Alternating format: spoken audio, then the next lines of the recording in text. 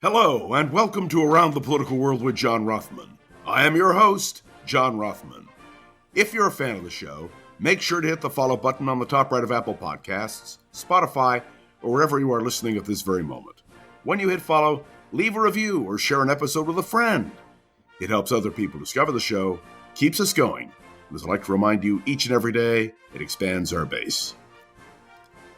Following the news in advance of this election is one of the most interesting things I've ever done.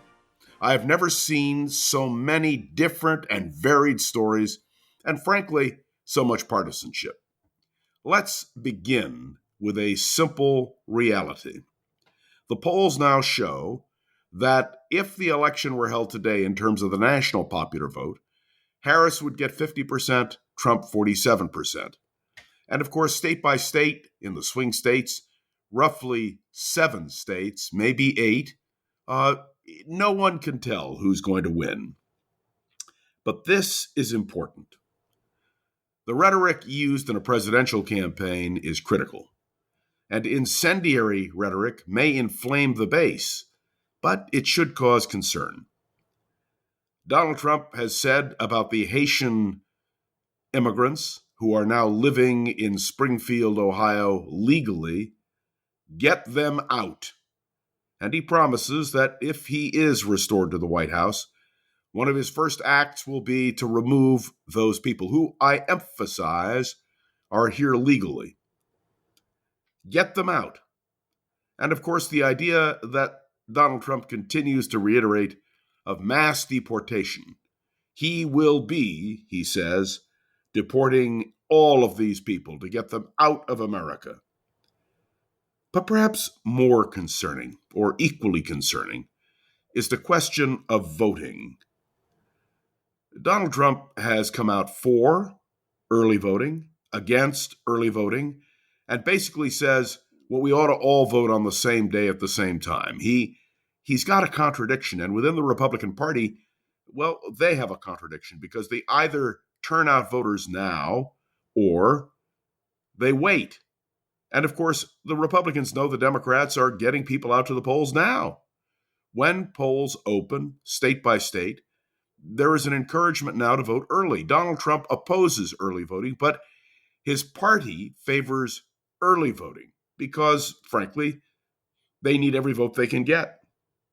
And then there's Mr. Vance, the vice presidential nominee of the Republican Party, who says that voting is important. But there is no doubt when he urges an early vote, which is what he has done, he is contradicting Donald Trump, who is saying don't vote early, or maybe vote early, but maybe not. It is a fascinating paradox because it is clear that Donald Trump is concerned about voter turnout. It's also clear that there may or may not be another presidential debate. As you know, CNN has offered the time. Donald Trump has said no, under no circumstances will he debate. But on the other hand, and let's be clear, no one is absolutely certain what he's going to do. October 1st will be the vice presidential debate. And can you imagine Donald Trump allowing his vice presidential running mate to have the last word in a national debate? So we don't know what's going to happen. I do hasten to point out that when Donald Trump says it is too late to debate, that in fact we have seen debates that have gone on in October, late in October, in fact. So there is no reason not to debate, except, well, Donald Trump seems hesitant. Perhaps, even though he claims he won the last debate, the only debate so far, even though he claims he won, maybe in fact he knows he didn't. So we await to see whether there will be a debate, but the vice presidential debate on October 1st should be fascinating. Why?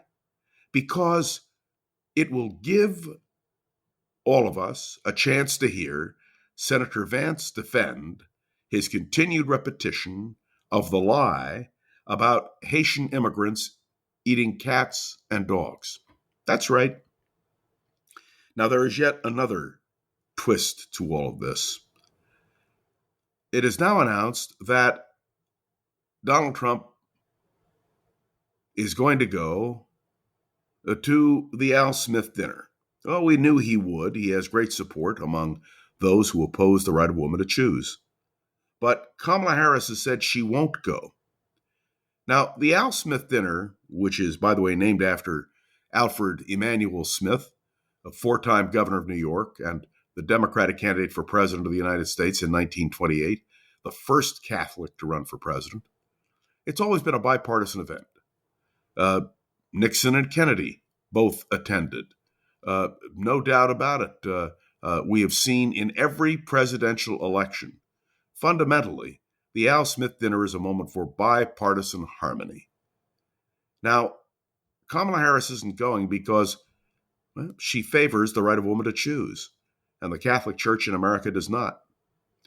She would rather be campaigning in swing states than speaking at a dinner which raises funds for Catholic charities.